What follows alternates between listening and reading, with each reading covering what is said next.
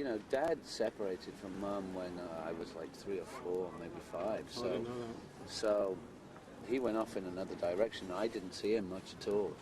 And you know, From 3 or 4 years old? Yeah, oh, I maybe saw him 4, maybe 8 times at the most before his death. And so, how old were you then? 17. So in 14 years, you had 8 meetings with your dad. Maybe a few more here and there, but it was few and far between. Was it fatherly or? It was difficult.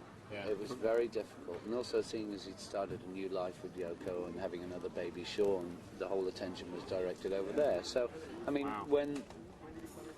when Mum separated, you know, all she asked for was clothes for my back, food for my stomach, and enough money to put me through school. So we grew up basically not poor, but we weren't poor, but we weren't rich. Not like either. you think John Lennon's son will grow up. Oh no, no. Wow.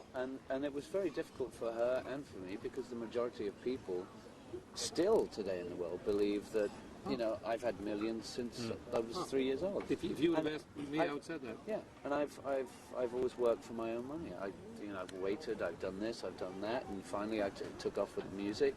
So, I mean, everything that I have done and my mother has done has purely come from our own hard work, you know. And it seems that everyone knowing or hearing of your father seems like they know your father, and how was that? Yeah, well, it's very difficult because, I mean, I appreciated the man's music very much. I think he and the rest of the guys in the Beatles were phenomenal. But as a father, I don't have much respect for him at all, and as a person to some degree. I mean, I forgive him because obviously it must have been a very difficult and strange time, especially with the huge success and just the diversity of moving around the world, meeting different creative people. So I understand it, but from a son's point of view, looking back to see where his father was, knowing he was around, but not communicating, was a difficult thing to deal with. And so I have a lot of, there is still some bitterness there, of course, but there is forgiveness also. And so it's very, as you were saying, it's very difficult when people come up to you and say, man, we love your father so much. You know? And I'm going, you don't know the half of it. You said... And I'm just like, and I have to keep my cool. I have to, because they don't know any different, you know. And so it's okay. I'll deal with it. I've always dealt with it. I'm going to have to continue dealing with it. And so a lot of it was coming to terms with all of that. And it still bugs me, you know. Actually, I had an Italian stepfather who was very much more like a father to me than my biological father. And how old were you when he was with your mom?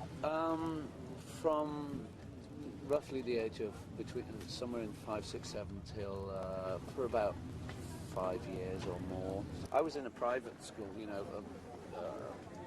private money school, and there was a comprehensive school across the street, which was paid for by the government, and I would have to either run home for my life, literally. I lived about a mile away from the school. Why? And because the kids in the comprehensive school all believed that I was the rich kid. I've tried to explain it so many times in interviews and magazines, and they say, sure. Did you ever try and explain that to your father? Well, no, it was too late. I was just trying to get to know him in the first place. And it was difficult enough as that was, What do you remember about that? There was a lot of distance. I wanted to run up and grab him and hold him and say I loved him, but he didn't know how to handle that. It was very... I can understand that point of view. You separate from a kid, you have a kid somewhere in the world that you know is in England, and you're living in America with a new family, and your kid wants to come over and see you, and you don't know him.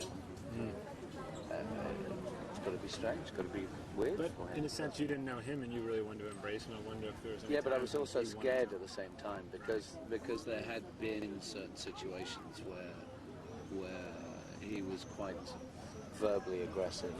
If I did something wrong, it wouldn't just be Jules, Would he hit you? What do you mean? No, verbally aggressive? Verbally aggressive. Did you ever live with him? Would scare the living daylights out of me, and has affected me in life. Wow. There's... How old were you when you remember some of these things happening? It was through 11 to 17. Did you ever live with him? Did you ever live together? No. Oh, man. man. So the few times you'd see him, and some of these times you're wishing that he'd hug you or kiss you, and you'd do the same. You'd do something, and he verbally was aggressive. I used to smile a lot and laugh a lot, and I really got shouted at heavily for enjoying life.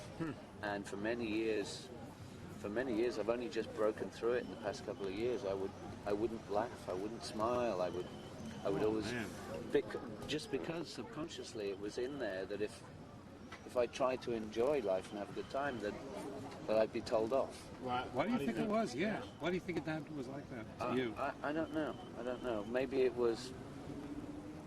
I think it annoyed him to a certain degree. That you were enjoying yourself. Yeah. I mean, I honestly don't know.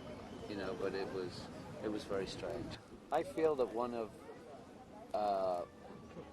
well, I wouldn't say it was his fault, but I feel one of the difficulties that Dad had with me being around was, I mean, you're never ready for children, but I think he definitely wasn't ready for children. Was he young? Yeah, early 20s, So with the fame, with everything else that was going on, so I clearly understand that, and so in respect of that, I mean, there has been opportunities where